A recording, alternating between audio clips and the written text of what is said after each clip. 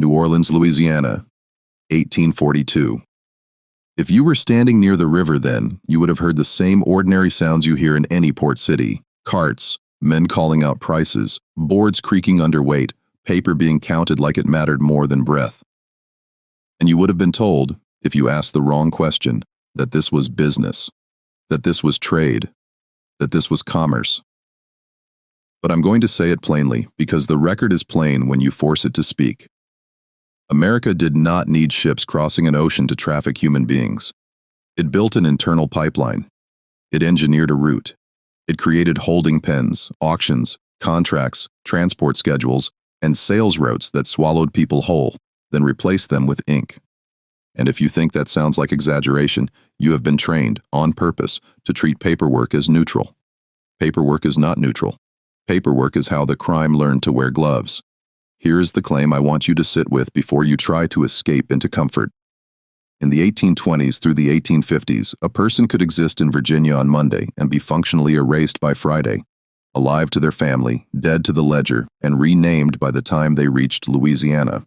Not because they vanished into fog, because a system required disappearances the way a machine requires friction. The pipeline did not break when people died on the route. It priced that in. It did not pause when families begged. It labeled begging as noise. It did not stop when children were separated. It called separation allocation. Now listen carefully, because the first lie that protects this story is the lie of distance. People imagine bondage as plantations and fences and a single cruel man. That is the myth. The pipeline was worse. It was distributed. It was bureaucratic. It was a chain of ordinary offices and ordinary signatures, county jails, auction rooms, shipping clerks, banks, notaries, insurers, agents, each person doing their part, each person able to claim they never saw the whole. That is how modern cruelty survives, not by hiding, but by fragmenting responsibility until no one feels responsible at all.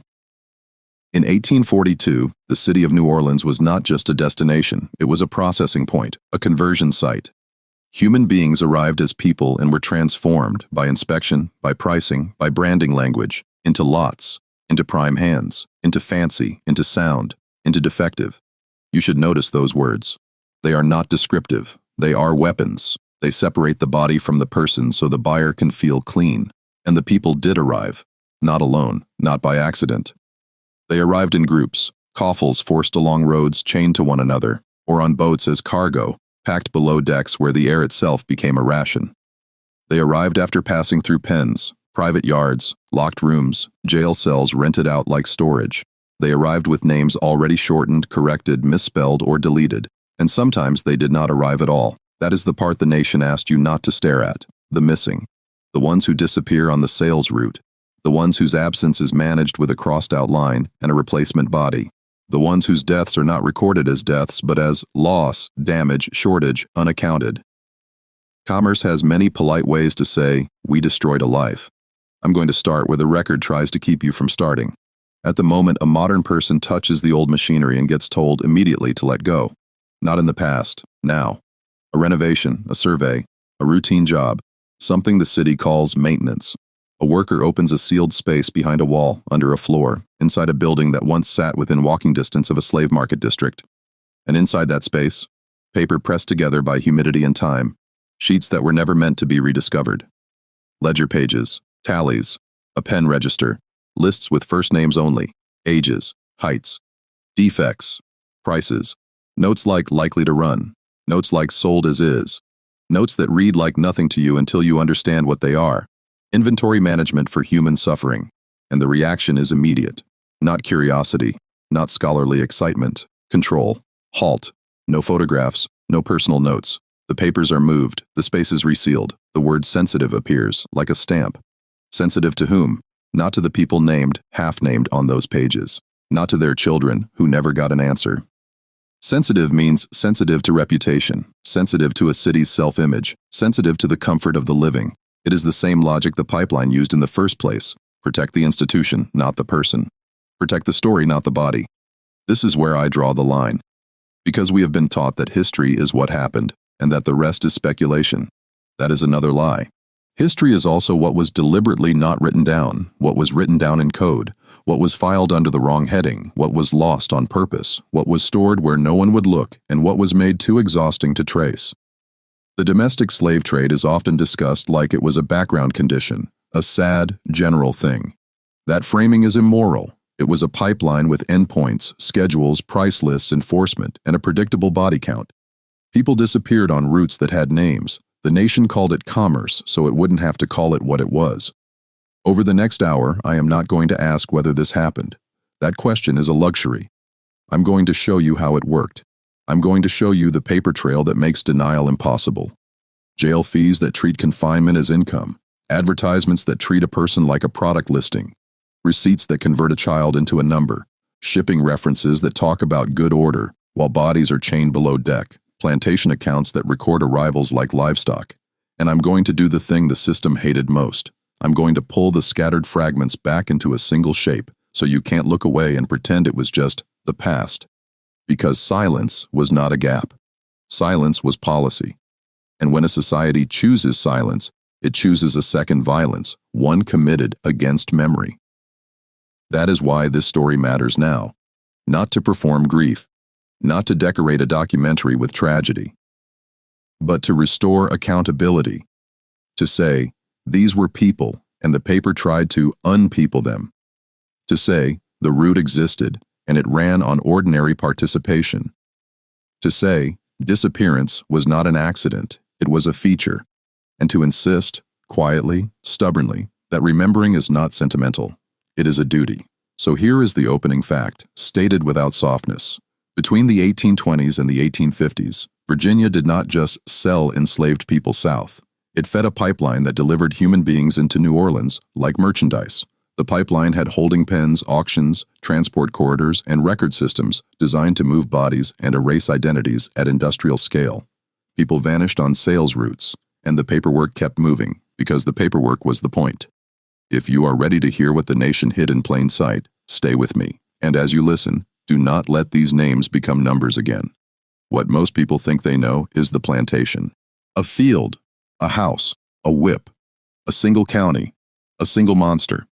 That story is convenient because it localizes guilt. It lets the rest of the nation breathe. But the domestic slave trade pipeline was not a plantation story. It was an infrastructure story. It was a market story. It was a paperwork story. And if you want the official version, the version designed to dull your nerves, it goes like this. The United States ended the overseas importation of enslaved people in 1808. Slavery continued inside the country, and people were moved to meet labor demand. That is the sanitized script. It uses verbs that hide hands. Moved. Demand. Market. As if chains occur naturally, like weather. But the receipts do not describe nature. They describe choices. Repeatable, profitable choices. The truth is that after 1808, the country did not become less dependent on trafficking.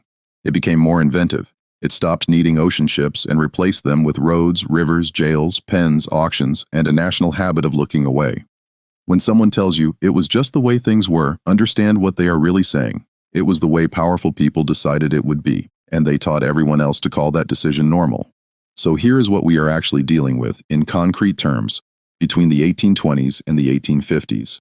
A person in Virginia could be seized by debt, inheritance, punishment, or pure profit, then inserted into a chain of custody that looked respectable on paper. County clerks, sheriffs, jailers, auctioneers, notaries, ship captains, brokers, commission merchants, insurers, bankers. This is not a list of bad apples. This is a supply chain. And the first thing a supply chain does is standardize language so violence can be processed efficiently. It replaces kidnapping with commitment. It replaces cage with keeping. It replaces family with lot. It replaces human being with prime. The nation did not merely tolerate this, it refined it. You need to picture Virginia not as a starting point, but as a loading dock. In counties and towns from Richmond to Alexandria to Norfolk and beyond, there were mechanisms designed to convert a living person into transferable value. Sometimes the trigger was a courthouse, an estate settlement, a debt judgment, a division of property. The paper would say, to satisfy obligations, as if the obligation were sacred and the person were incidental. Sometimes the trigger was a private decision, an enslaver calculating profit, deciding that a body sold south was worth more than a body kept home. And sometimes the trigger was punishment, real or invented, because the pipeline also served as a threat. "I will sell you south" was not a metaphor. It was a policy lever. It worked because everyone understood what the route did. It erased your previous life and made it nearly impossible for anyone to find you again. The official story pretends there was a clean handoff: sale, transport, purchase, end.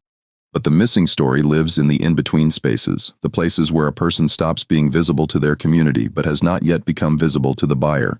Those are the pipeline's dark chambers, the pens and jails. People imagine slave pens as rare. They were not. They were the logistical answer to a simple problem. You cannot run an auction schedule if your inventory can walk away. So you hold people. You rent cells. You lock them in private yards. You pay a keeper. You feed them the minimum. You wash them for inspection. You hide the sick. You punish the grieving because grief lowers price. And then you call the entire operation storage, so no one has to feel what it really is: imprisonment for resale. The most damning part is how ordinary institutions were enlisted. County jails were not just places for alleged criminals. They were holding facilities for human property. A jailer could collect fees to house enslaved people on behalf of owners, agents, and traders. That is what a pipeline looks like: public authority quietly renting itself to private trafficking. When you see fees, do not think of bureaucracy as boring. Think of it as the sound of a lock turning. Think of it as a receipt for cruelty. Then comes the elegant solution that leadership preferred. Elegant because it minimized moral disturbance among the comfortable, moved people out of sight. The Upper South sells, the Lower South buys. The route becomes routine. From the 1820s into the 1850s, New Orleans becomes an apex market, an endpoint where bodies arrive and money concentrates. The pipeline's logic is simple: gather in Virginia, compress in pens, transport by road or water, deliver into New Orleans sale yards, then disperse onto plantations across Louisiana and the Mississippi Valley. Every link needs records, not records that honor identity, but records that defend transactions. That is the key. The paperwork exists not to remember the person, but to protect the buyer. If you want to see the system's soul, look at the contracts and advertisements. They speak in a dead voice, a voice trained to make you forget that each word is attached to a throat. They announce cash and lots and wanted and for sale, and they reduce people into a checklist of profitability: age, gender, skill, temperament, soundness. Sometimes they include scars, not to testify to abuse, but to help a purchaser identify the product. Sometimes they include the most obscene detail of all: warranted language, a warranty for a human being. And when the warranty cannot be honored, when someone arrives sick, injured, traumatized, or simply refuses to perform, then the system does what systems do. It disputes, it files, it negotiates. It never asks whether it should exist. It only asks who will absorb the loss. Now listen, because this is where people try to escape by calling the story complex. Complexity is not innocence. Complexity is camouflage. The pipeline worked because it was built to distribute blame. An enslaver in Virginia could say, "I only sold." An agent could say, "I only transported." A ship captain could say, "I only carried cargo." An auctioneer in New Orleans could say, "I only ran a sale." A planter could say, "I only purchased legally." But legality is not morality. The law here was not a restraint on evil. It was the language evil used to file itself neatly. And the human cost is not abstract. The pipeline's first violence is separation, because separation is profitable. You do not maximize price by keeping families intact. You maximize price by selling each person into the highest category you can.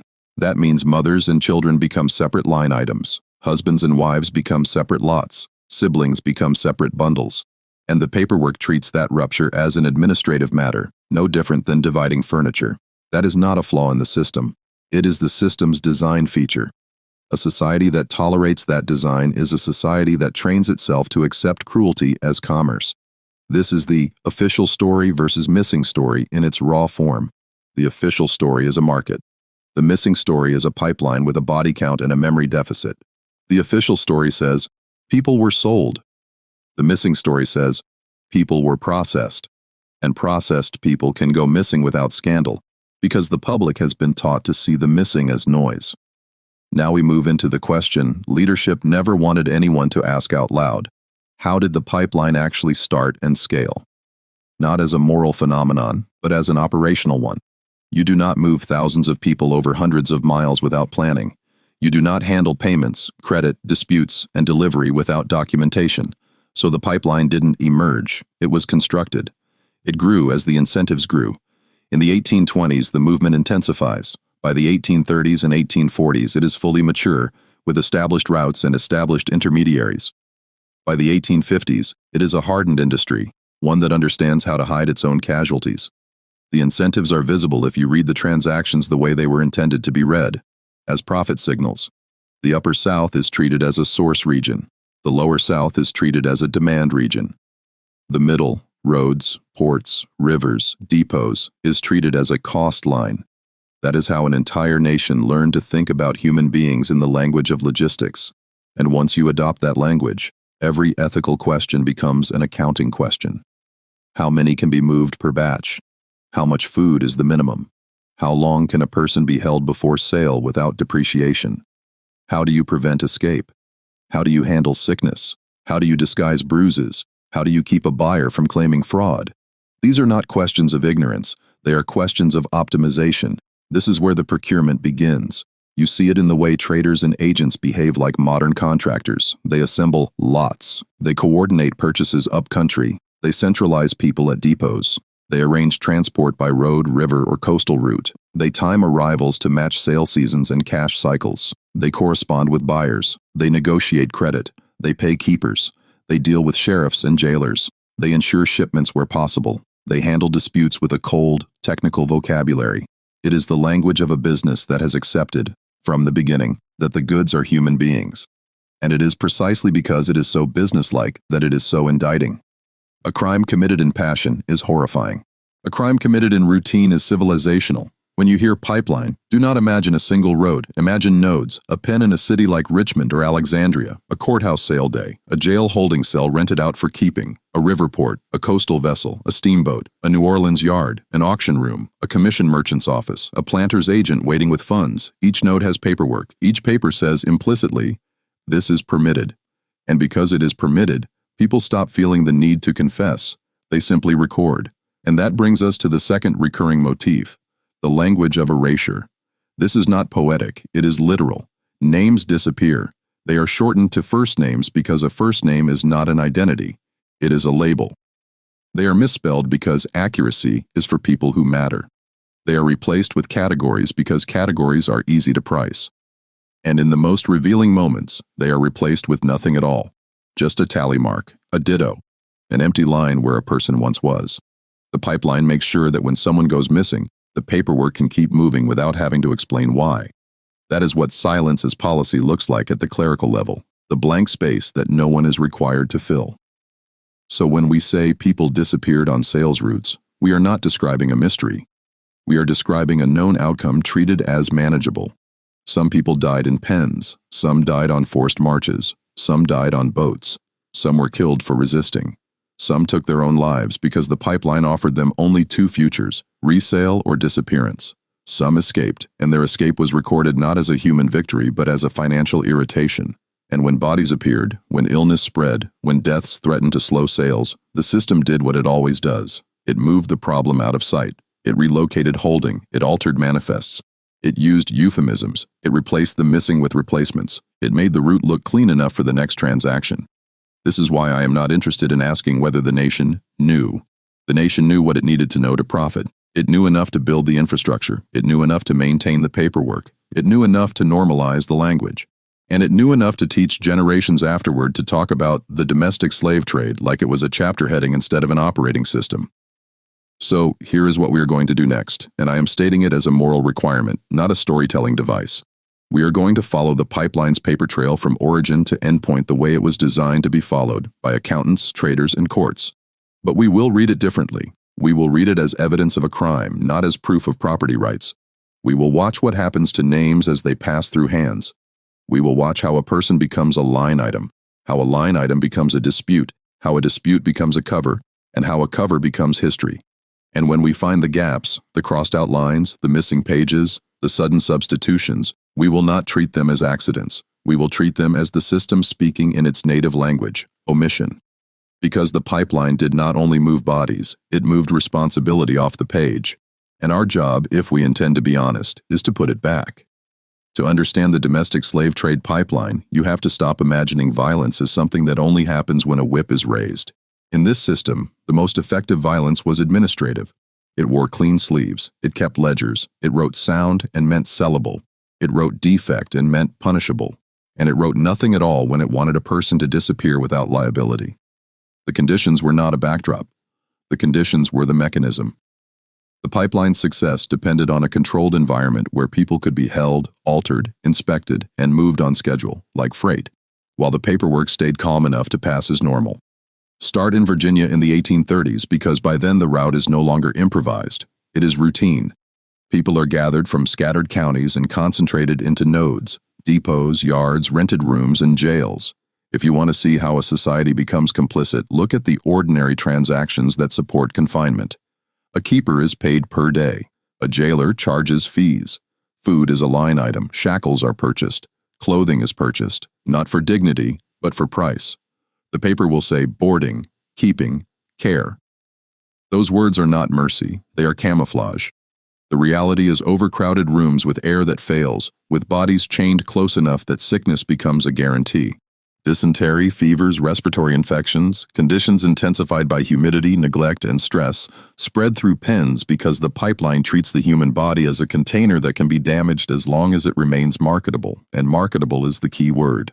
The pipeline did not aim to preserve life, it aimed to preserve value. That is why the daily routine inside a pen is not random cruelty, it is optimized cruelty. People are woken, counted, controlled, injuries are concealed, skin is cleaned, hair is managed, bruises are hidden under clothing, the sick are segregated, not for compassion, but to protect the inventory. Discipline is immediate because fear prevents disruption. If someone grieves loudly, that noise threatens the illusion of an orderly sale. The system responds the way it always responds. It suppresses the human signals that would make bystanders uneasy. Silence is not incidental. Silence is part of the product. You may want to believe there were oversight mechanisms because that belief feels like safety. But oversight in this context was often just another layer of paperwork designed to reduce risk to the seller and buyer. Inspection did not ask, is this person suffering? Inspection asked, will this person perform? That is what the phrase sound really means. It is the conversion of a living person into a warranty claim. And when the record speaks of defects, understand that those defects include the predictable results of captivity, malnutrition, infection, trauma, scars, broken teeth, limps from restraints, the aftermath of violence. The system created the damage, then punished the damaged for being damaged. Now follow the pipeline forward, because the holding pen is only the first chamber. After confinement comes movement, and movement is where the record becomes both more detailed and more deceptive. In the 1830s and 1840s, large transfers from Virginia to the Gulf are timed around the rhythms of profit. People are marched in coffles along roads, sometimes for hundreds of miles, chained in lines that turn the public landscape into a corridor of humiliation. Others are transported by water, downriver, coastal, and then by steamboat into New Orleans, where the language of shipping offers the most obscene disguise, cargo. The ship doesn't care that the cargo cries. The manifest doesn't care that the cargo is human. The port doesn't care as long as the paperwork clears. Conditions during transport are not an incidental hardship. They are a predictable pressure that produces predictable losses. If you compress people into confined spaces, ration food and water, and treat sickness as inconvenience, you will get outbreaks. If you force marches in heat, you will get collapse. If you chain bodies together and punish those who slow, you will get injuries that become infections. None of this required surprise. It required indifference. And indifference was abundant because indifference was profitable. A person who dies en route is a moral catastrophe. In the pipeline's accounting logic, a death is a financial adjustment. That is why the record is so careful in how it describes incidents. You will not often see died of neglect or killed for resisting. You see lost, missing, unaccounted, disposed, expired, unfit, returned, replaced. You see the bureaucratic passive voice performing its job, deleting the actor, deleting the hand, deleting the choice. This is where the investigative lens matters. When an institution consistently records outcomes without causes, it is not being neutral, it is being strategic. It is protecting itself. Now let's talk about the first major incidents that exposed the system's true operating temperature. Outbreaks, collapses, and violence that become too large to hide in polite language. In a confined yard in a port city, a fever spreads. In a march, a person collapses and cannot stand. On a vessel, sickness moves through bodies packed in airless space. These incidents did not stop the pipeline. They tested it. And the pipeline passed the test by doing what machines do when parts fail. It swapped parts, altered documentation, and kept the schedule. Here is the point where the paper trail becomes visibly haunted. The first vanishings. Not metaphorical vanishings, literal administrative disappearances where a person is present in one record and absent in the next, with the gap treated as routine. You will see a list of people assembled in Virginia, a count that matches the money advanced, a note of departure. Then you will see an arrival list that does not match. The difference is not explained in human terms. It is handled as shrinkage, like spoiled goods. If the system cared about life, that mismatch would trigger alarms. In this system, mismatch triggers negotiation. The pipeline's ledger anomalies have a pattern. Names replaced. Lines crossed out. Ditto used where identity should be. Payments continuing while the person is gone. Sent away for care with no follow-up. Removed without destination. Escaped without pursuit. Each of these notations is a door that closes, and behind closed doors, people disappear from accountability. The most important thing to understand is that these anomalies are not rare exceptions that prove the system was messy. They are recurring features that prove the system was designed to function without full documentation of harm. Consider what it means when a record lists a person as delivered to an agent but never records an arrival. That is not just poor bookkeeping. That is a liability shield. It means the system created a zone where a human being could be harmed, lost, killed, or resold without a clear chain of custody. In modern terms, it is the intentional creation of an untraceable transfer point. In moral terms, it is the deliberate engineering of disappearance. And disappearance is not only about death. Disappearance is also about identity. A person's name can disappear while the body continues to move. A child's name can become a different spelling. A woman's name can become girl.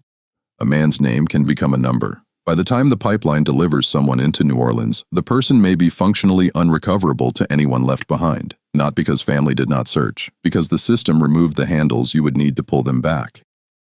When your last known record is a first name, an approximate age, and a category like prime, the pipeline has done its job. It has turned a person into a unit that can be exchanged without retrieval. This is where the moral accusation becomes unavoidable. The pipeline was built not only to move people but to prevent reunification, to prevent accountability, to prevent memory from becoming evidence. A family in Virginia could know the route, could hear the threats sold south, and still be powerless to trace what happened, because tracing requires paperwork that recognizes a person as a person.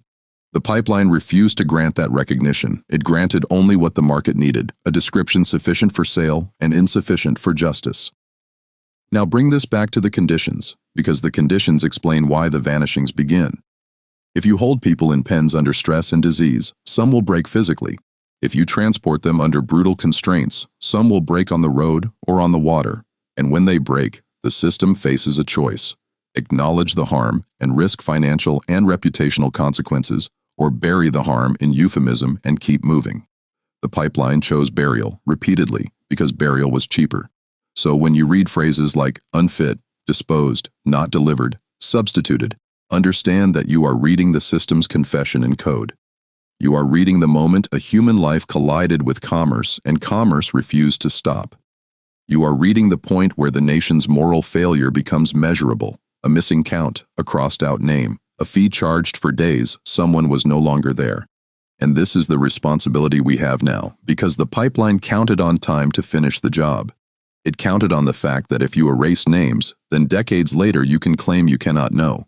It counted on the fact that if you reduce people to categories, then later you can say there is no proof. But the absence of proof was manufactured. The ignorance was engineered. A blank line in a ledger is not a mystery. It is a decision. And when we accept that blank line as just history, we become the final link in the chain, completing the disappearance by forgetting. So I'm going to keep reading these records the way they were never meant to be read, as evidence of a system that treated human lives as transportable value and treated human loss as manageable waste. The conditions were not incidental suffering. They were cost-saving design. The vanishings were not unfortunate accidents. They were foreseeable outcomes managed through substitutions in the ledger. And if you feel the urge to soften that conclusion, notice what that urge is doing. It is reenacting the pipeline's own instinct to protect comfort by lowering the volume on the human truth. We are not doing that here. We are naming what happened, because naming is the first step in refusing to let the record win. There is a season in this pipeline when the violence spikes, when the machinery runs hotter, when the losses increase, and the paperwork grows more defensive. Not because anyone suddenly becomes more cruel. Because the system is doing what it always does, meeting demand on a deadline. In the 1830s and 1840s, especially in the years when cotton and sugar prices pull buyers toward New Orleans with cash and credit, the pipeline compresses time. Time compression is where human beings break. And when human beings break, the record exposes what it truly is. Not a history book, but a damage report written to protect investors. Picture the peak window as a corridor of heat, disease, and haste. Late spring into summer, when marches are longer, water is worse, air is heavier, and bodies held in confinement arrive already compromised. If you think the system didn't know that, you don't understand commerce. Commerce knows risk. It calculates risk. It anticipates risk. It builds practices around risk. That's why, in this window, you see the same signatures repeating across different kinds of documents. Sudden requests for replacements, unusual correspondence about short deliveries, complaints about unsound lots, demands for discounts, and disputes that begin with one cold premise: someone paid for a person who did not arrive as promised. That is where the pipeline is most revealing, because it shows you who gets heard, not the trafficked, not the family left behind, the buyer, the financier, the insurer, the people whose leverage forces the institution to speak. In this peak period, the pipeline's secondary spaces become more important. The holding areas that are not meant to be described, the sheds, basements, back rooms, quarantines, hospital corners, expand. When bodies come in feverish, wounded, or starving, they can't be shown at inspection. They lower prices and invite questions, so the system creates a side channel, a place where the unmarketable are kept out of sight until they can be sold cheaply, moved elsewhere, or disappear without paperwork catching fire. This is not melodrama. It is an operational requirement. A market that sells sound bodies needs somewhere to put the bodies that prove the lie. And the lie is always good health, good order, sound. These are words that function like a spell. They are written to conjure legality, to conjure cleanliness, to conjure distance between the buyer's hands and the seller's violence. But in the peak window, the spell slips. The letters get sharper, the tone changes. You can hear irritation turning into accusation. Not moral accusation, but commercial accusation. You promised. You warranted. You delivered less. You delivered defective. When a buyer complains, the system responds, not with compassion but with a paper defense. This is where the record becomes dangerous, because it contains the system's involuntary admissions. You begin to see phrases that are not intended to be read by the public but by other participants in the trade, people who already accept the premise that humans are property. One died on the road. 2 were left behind. A girl became ill. A man attempted escape. Loss unavoidable. The details are still minimized, but they are present because money demands them. This is the part that should settle in your stomach. The only thing that reliably forces the pipeline to document suffering is financial pressure, not conscience. Pressure. Now, because this is investigative, we have to name the peak events that create spikes in loss. Heat waves and epidemics are the obvious ones, but the pipeline also spikes violence when the system senses instability, heightened patrols, harsher restraints, tighter confinement, faster movement, fewer stops. Speed produces errors, errors produce injuries, injuries produce defects, defects produce disputes, disputes produce letters. That is why the crisis window is not only about what happens to bodies, it is about what happens to paper. You see more corrections, more crossed out lines, more substitutions, more vague destination notes, more terms like sent away, removed, disposed, not delivered. The record starts protecting itself in real time, and this is the moment I need to be explicit. I wish I could tell you these gaps are speculation, that we're reading too much into clerical sloppiness, but the pattern repeats across nodes and years. A list is created at origin, a count is attached to money. The group moves, the count changes. The missing are not accounted for as persons, they are accounted for as an adjustment. If you see that once, you can call it error. If you see it over and over, you are looking at design. The pipeline created a predictable loss rate and treated it as manageable, just like breakage in shipping. That is the moral horror at the heart of an internal human trafficking system operating under law. Then comes the second part of this movement, the confrontation letters. This is where the story briefly shows you the outlines of power. Because the enslaved do not get to write the letters that matter. When they speak, their words are filtered, suppressed, or mocked. The letters that force response come from those with leverage, owners who financed purchases, planters who advanced funds, brokers who promised delivery, insurers who didn't want to pay, and families of enslavers whose estates were entangled in claims. These are not heroes. They are stakeholders. But their letters still matter as evidence because they expose what the system admits when it cannot afford silence. The letter's structure is familiar because commerce is always the same. It begins with certainty.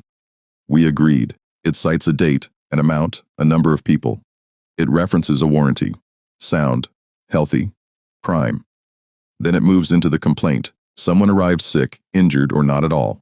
Then it makes the demand, return the money, replace the person, prove what happened.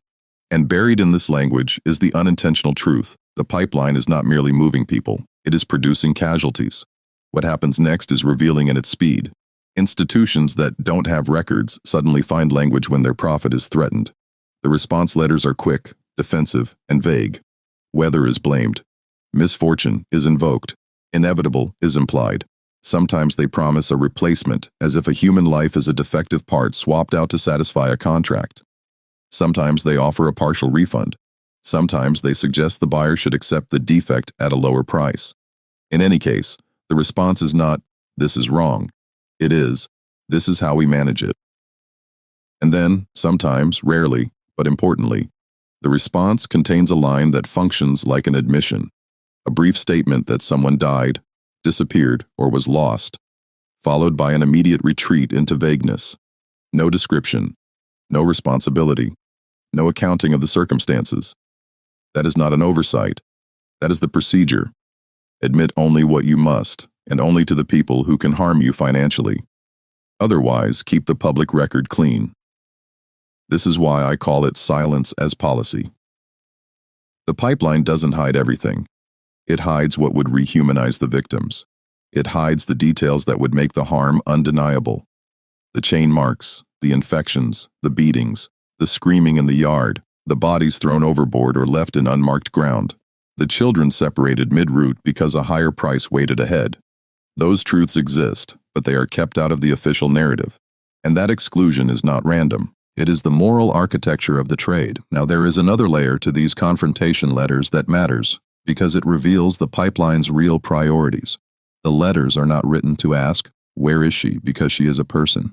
They ask, "Where is she?" because I paid for her. That is the sickness of a society that has trained itself to measure humanity by ownership. And yet, even in that sickness, the letters can still force the system to speak more plainly than it wants to. That is why they are so valuable as evidence. They push the machinery until it squeals. So in this crisis window, the pipeline shows its full character. At the front end, bodies are gathered and held under conditions that produce disease and despair. In the middle, movement compresses time and raises casualties. At the back end, New Orleans markets demand sound inventory while hiding the unsound. And above it all, paper moves, defensive, euphemistic, strategic, making sure money can circulate even when people do not survive. And here is the moral point you are not allowed to forget. The pipeline didn't only traffic bodies. It trafficked responsibility. It turned responsibility into a hot potato passed from one node to the next until it cooled into history, until no one felt the burn. Our task is to pick it up anyway, to reattach cause to effect, to reattach human names to commercial categories, because the system relied on a future audience that would treat these records as neutral artifacts. They are not neutral. They are the crime's paperwork. And if we read them without moral clarity, we finish the job the pipeline started, making disappearance permanent by accepting it as normal. By now you can see the pipeline's surface, the pens, the auctions, the marches, the boats, the counting, the bargaining. What remains is the part the country perfected, the cover-up mechanism. And I need to be precise here, because people comfort themselves with the idea that cover-ups require a mastermind, A single villain, a secret room full of smoke and whispers. That is not how this worked. This cover-up was procedural, it was modular, it was distributed across offices and years. It required no grand conspiracy because it was built into the operating language of commerce. The concealment wasn't a separate phase after the crime. Concealment was a feature of the crime. The pipeline did not merely move people. It managed what could be said about moving people. Start with the euphemisms because euphemisms are the first technology of denial. A human being becomes a hand. A child becomes a girl. A woman becomes breeding. A man becomes prime. Bodies become lots. A ship carries cargo. A holding pen becomes a yard. A jail cell becomes keeping. A death becomes loss. A beating becomes discipline. A disappearance becomes not delivered. The vocabulary itself is an alibi. It tells the reader subconsciously, nothing immoral is happening here. This is just accounting. And once you accept the vocabulary, you accept the moral framework that comes with it. That is why language matters. Language is not decoration. Language is the tool that lets a society commit evil without calling it evil. Then comes classification, not government classification with stamped seals, but social classification. What is meant to be discussed publicly and what is meant to remain private business. The domestic slave trade operated in broad daylight and still functioned like a hidden system because the public was trained to treat it as normal. Newspapers could print ads that offered cash for human beings and still call themselves respectable. Courts could process sales and still call themselves lawful. Churches could exist within earshot of auction rooms and still call themselves moral. That is not ignorance. That is compartmentalization. And compartmentalization is how a nation splits its conscience and continues walking. The cover-up mechanism has several moving parts, and they repeat across nodes. First, incomplete identity. The record uses first names, approximate ages, vague origins, and categories. That is not sloppy, it is protective. If you wanted to design a system that prevents reunification and prevents later accountability, you would record people in a way that cannot be reliably traced. The pipeline did exactly that. It kept just enough detail to sell, and not enough detail to find. Second, jurisdiction hopping. A person might be recorded at a county jail in Virginia, then handed to an agent, then moved through a port under shipping language, then delivered to New Orleans under commission merchant records, then sold and dispersed into plantation ledgers that are private and often lost or hidden. Each handoff is a chance to break the chain of custody. Each boundary is an excuse, not our records, not our responsibility. When you see a trail that always ends right where blame would become clear, you are not seeing coincidence. You are seeing an architecture designed to keep blame moving.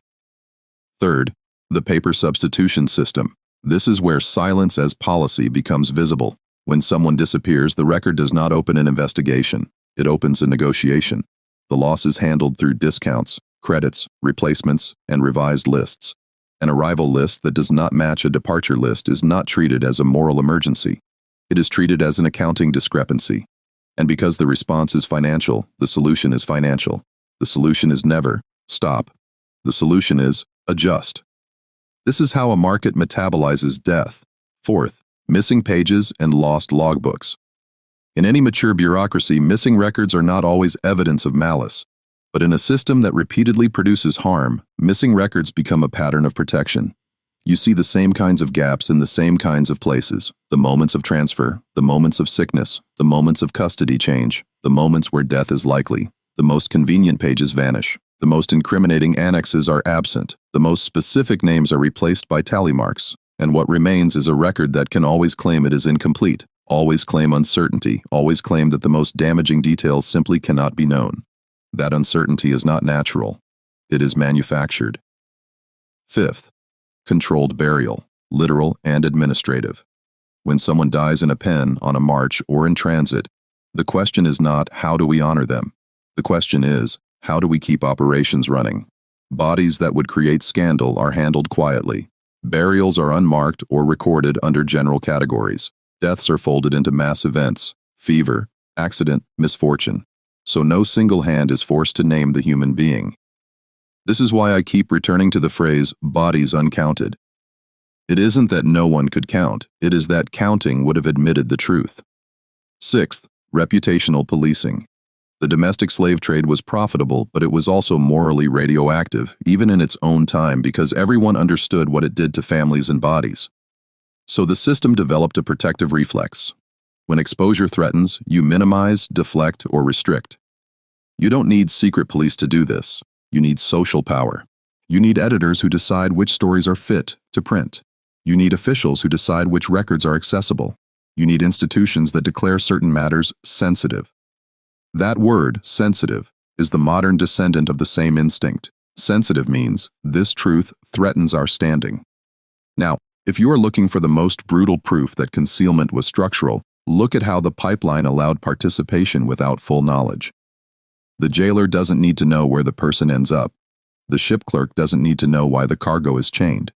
The auctioneer doesn't need to know the conditions in the yard. The planter doesn't need to know the route.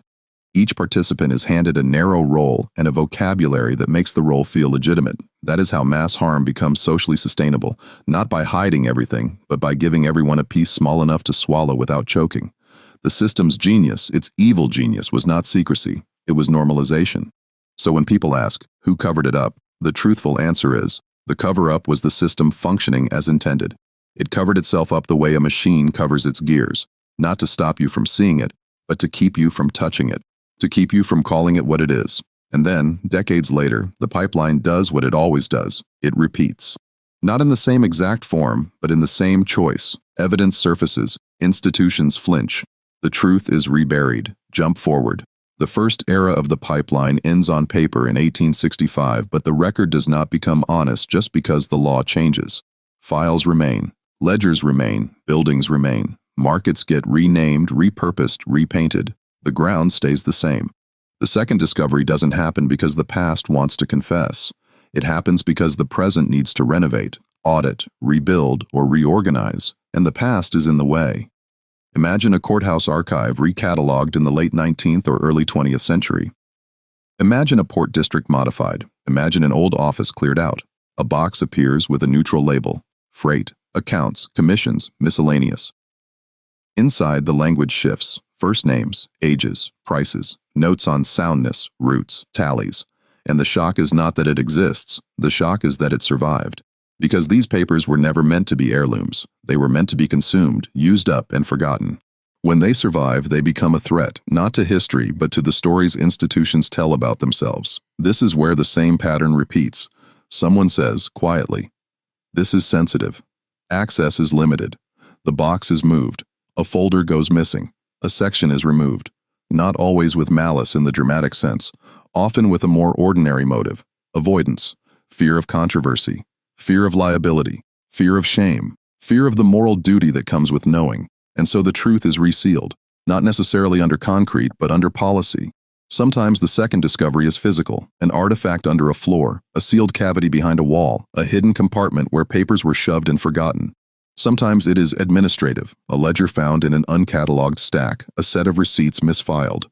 Sometimes it is accidental: a private family box from an ancestor who handled accounts and kept copies. But the effect is the same. The record threatens to reconnect what the system worked to sever: names to routes, routes to deaths, transactions to human ruin. And usually, in this moment, one person breaks formation. Not a savior, not a hero, but a witness who feels the weight of what they've touched. They make a private record, a copied list, handwritten notes, a crude index, a map of where the papers were stored, a warning letter to themselves. They do this because they recognize the pattern, that the institution will choose silence again. This private record becomes the hinge on which later truth depends. It is fragile, it is partial, it is often hidden in a drawer or a box that no archivist is instructed to open. But it matters because it refuses the final step of the pipeline: disappearance through forgetting. This is the moral choice point that repeats across time. The first era chose profit over people. The later era often chooses reputation over truth. Different century, same instinct, the same soft language returns. Inappropriate. Too sensitive. Not necessary. Don't disturb. Let sleeping things lie. But sleeping things do not lie. They wait. And when a society chooses to let evidence lie, it is not choosing peace. It is choosing to protect itself from accountability. So I am saying this directly because the story demands a verdict. The cover-up mechanism is not just something that happened then. It is something that continues whenever institutions restrict access, minimize, euphemize, or discourage excavation, literal or archival. The pipeline ended as an operating business, but its habits survived as a culture of omission.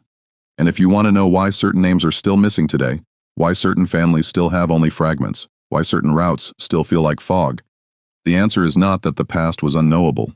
The answer is that the past was made difficult to know, by design, and then kept difficult to know by repeated choices. That is why we cannot treat these documents as curiosities. They are obligations. Every crossed-out name is a person the system tried to erase twice, once in life and once in memory. Our responsibility is to reverse that second erasure, not with sentiment, with precision, with insistence, with the refusal to let commerce be the last word.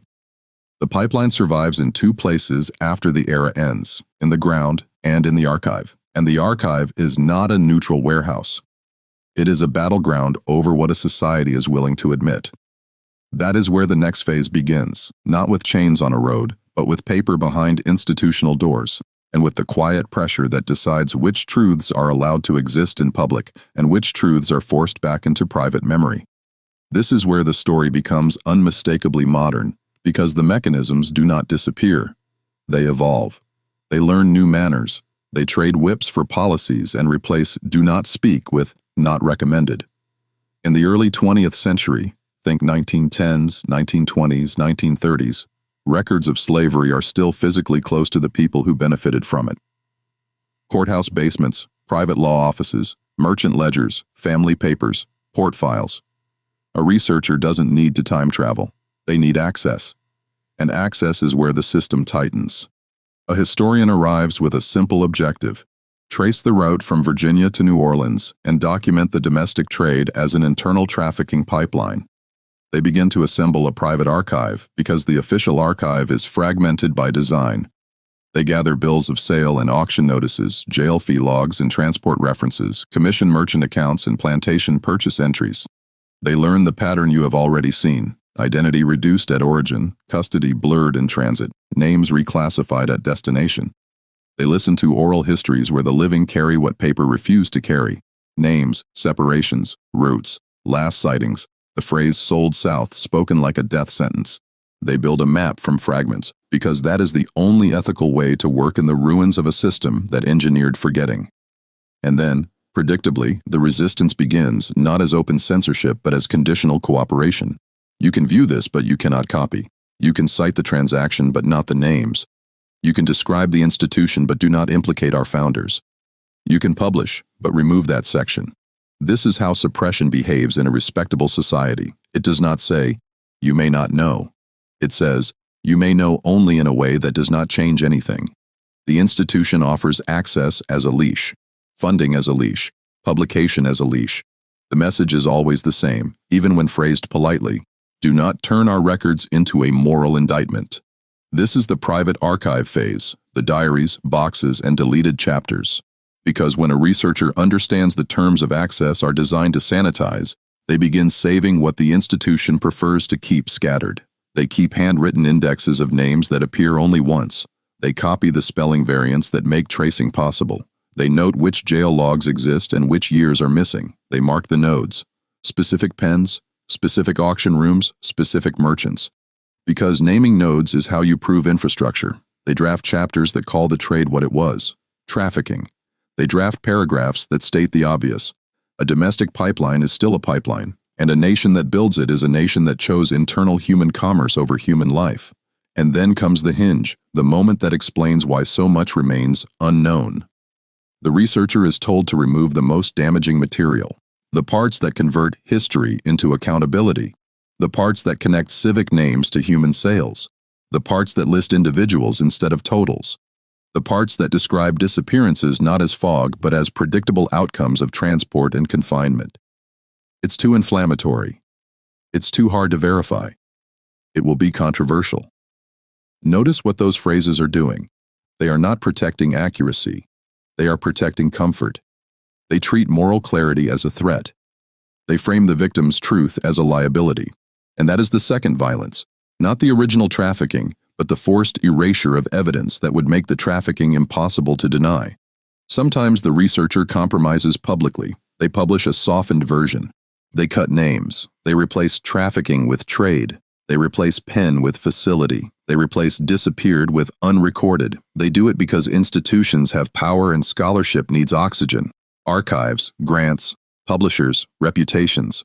This is not about blaming one historian. It is about exposing how the pipeline's culture of omission persists.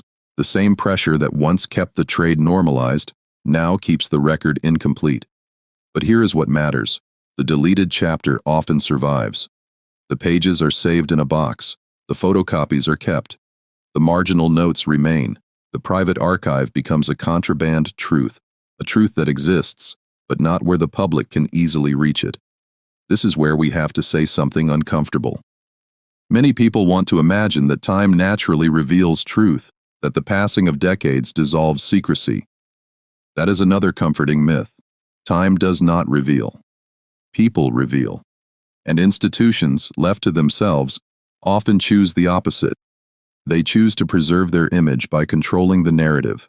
They choose to keep the archive technically available while practically unreachable, buried under policy, under bureaucracy, under underfunding, under vague cataloging, under restricted access, under the quiet discouragement that makes most people give up. That is how disappearance becomes permanent, not with one dramatic act, but with a long series of small denials that exhaust the truth seeker. And then the story enters the modern technical era, the moment when the language becomes sterile enough to sound innocent while repeating the same decision. By the late 20th century into the early 21st, 1990s, 2000s, 2010s, institutions commission surveys, audits, structural scans, redevelopment studies. The pipeline's physical nodes have been renovated into something else. Markets into tourist corridors, yards into storage, buildings into offices. But the ground does not forget what happened on it. Modern tools see what the 19th century tried to bury. Imaging detects anomalies in soil. Structural assessments note voids and disturbed layers. Redevelopment reports flag sensitive areas. Risk management memos recommend avoidance. And here is the phrase that tells you everything. We recommend against excavation. Sometimes it is phrased as safety, sometimes as cost, sometimes as community sensitivity, sometimes as preservation. But if you have followed this story honestly, you recognize the continuity. This is the same choice the pipeline made when evidence threatened operations. Do not disturb. Do not document further. Do not create a record that cannot be controlled.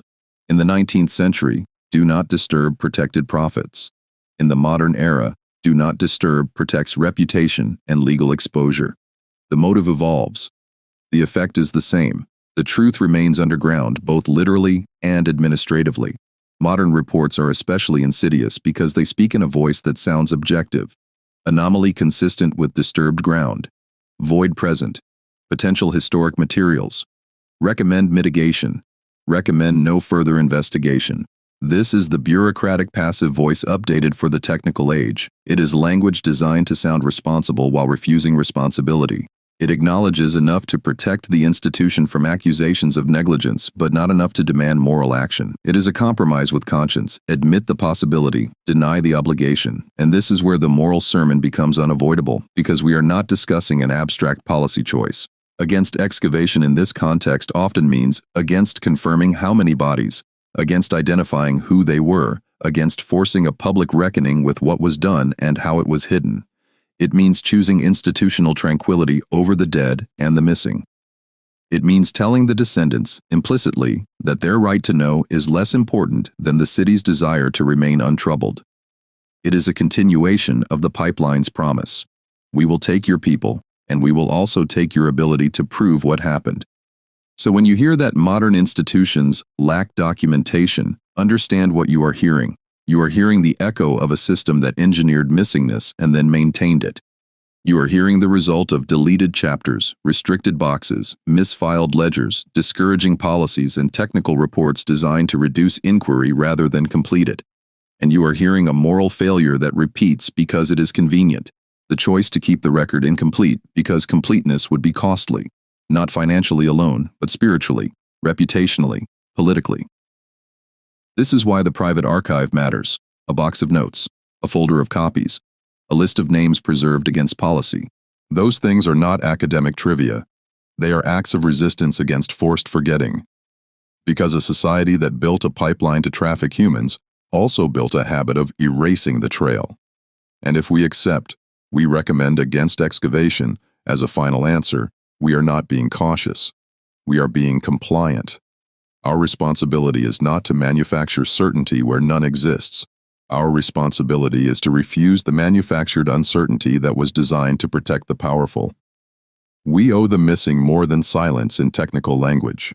We owe them the hard work of naming, counting, and admitting, because that is what the pipeline tried to prevent. We are at the point where the pipeline expects you to do what it has trained generations to do. Step back, declare the record complicated, and let the missing remain missing. That is the final mechanism, not chains, not pens, not auctions. Resignation. The belief that because the system was large, no one is accountable. Because the paper is incomplete, the truth is unknowable. Because time has passed, the obligation has expired. I am not granting that comfort. The domestic slave trade pipeline from Virginia to New Orleans in the 1820s through the 1850s was not a fog. It was an infrastructure. And the question now is not whether we can name every victim. The question is whether we are willing to name what can be proven, and whether we have the moral spine to infer what the system worked hardest to hide. Here is what we can prove without romance and without guesswork. First, the route existed as a repeatable commercial pipeline. People were gathered in the Upper South, concentrated at depots and pens, held in confinement that was managed and paid for, moved along roads and waterways, delivered into New Orleans markets, and dispersed into plantations and private ledgers. That is not an opinion. That is what the paperwork is designed to do. Show transactions as legitimate. Second, the record consistently reduces identity. Names are shortened, misspelled, replaced by categories, or erased outright. The same ledger that preserves full names and honorifics for buyers, sellers, and agents routinely denies full identity to the trafficked. That pattern is not accidental. It is structural because it serves the trade's function, moving people without preserving their ability to be found. Third, separation is routine and instrumental. Family ties are broken because the market prices individuals, not families. The system calls it division, allocation, sale, but the outcome is the same. Mothers and children, husbands and wives, siblings and elders torn apart as a business practice. Fourth, the pipeline produces disappearance and loss that is treated as manageable. We see mismatched counts, crossed out names, vague notations like not delivered, removed, sent away, unaccounted, and financial remedies, credits, discounts, substitutions, standing in place of human accounting. That is the system confessing in its own language. Some people did not arrive, and the machine kept moving. Now here is what we can infer, carefully, ethically, but firmly, because inference is not fiction when it is supported by repeated independent patterns. When a system repeatedly creates zones where custody is broken, when it repeatedly records outcomes without causes, when it repeatedly manages missing people as accounting discrepancies, the most reasonable conclusion is that disappearance was not rare exception. It was a foreseeable outcome. Some died in confinement. Some died in transit. Some were killed for resisting. Some were discarded when they became unmarketable. Some vanished into secondary sales in side channels that left fewer records by design. And when we see again and again that the only time the system becomes specific is when money demands specificity, we can infer something else that is even darker. The record is not incomplete because nobody cared to complete it. The record is incomplete because completing it would have created liability, moral, financial, reputational, and the system was built to avoid liability. There are unknowns that remain unknown, and we should say so without using uncertainty as an excuse.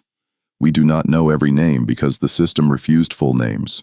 We do not know every burial because the system treated bodies as disposal problems. We do not know exact totals because totals would have forced public admission. But notice what those unknowns have in common. They are not the natural limits of historical inquiry. They are the engineered limits of a trade that depended on people being hard to trace. The missingness is part of the design, and that means the moral responsibility shifts to us. When we encounter blanks, we do not shrug. We ask why the blanks exist, and we name the choice that created them. Now return with me to the beginning, the modern discovery that was shut down, the sensitive papers moved out of sight, the space resealed. People hear that and think it's an isolated incident, a bureaucratic overreaction. It isn't. It is the pipeline's afterlife. The same reflex that once protected profits now protects institutional peace. The same habit that once reduced people to inventory now reduces the past to inconvenience. Do not disturb. Do not excavate. Do not publicize.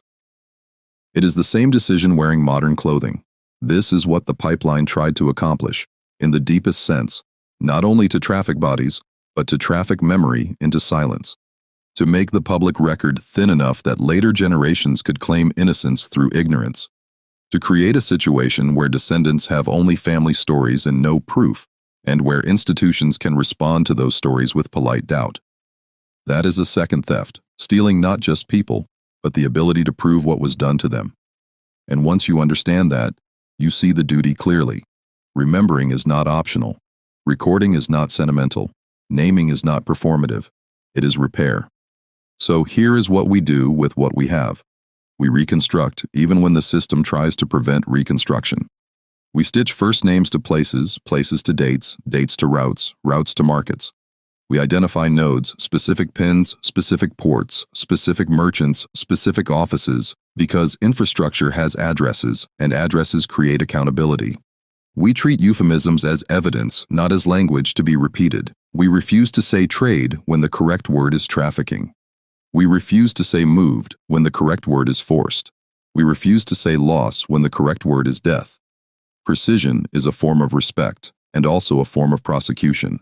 And we keep one more thing in view, the one thing the pipeline could never fully erase: traces, a carved initial, a repeated first name appearing across unrelated papers, a note in a private box that contradicts the official file, a list reconstructed from fragments. Those traces matter because they prove the system failed at its final task. It could not erase everything. It could not remove every witness. It could not prevent every act of remembrance. Even the most cynical ledger cannot fully silence the human archive. If you have listened this far, you are now carrying part of that archive. That is not a passive role. It is responsibility. The people processed through this pipeline were not anonymous by nature. They were made anonymous by policy. They were not uncounted because no one could count. They were uncounted because counting would have forced moral reckoning. Our obligation is to refuse that design, to insist that the missing are not just unknowns, but victims of a system that profited from making them hard to find. So I will end with the simplest accusation in the clearest language. America did not need ships to traffic humans across an ocean. It built an internal pipeline, Virginia to New Orleans, made of pens, auctions, marches, boats, and paperwork. People disappeared on sales routes, and the nation called it commerce. If we repeat that language without challenge, we become the pipeline's final accomplice.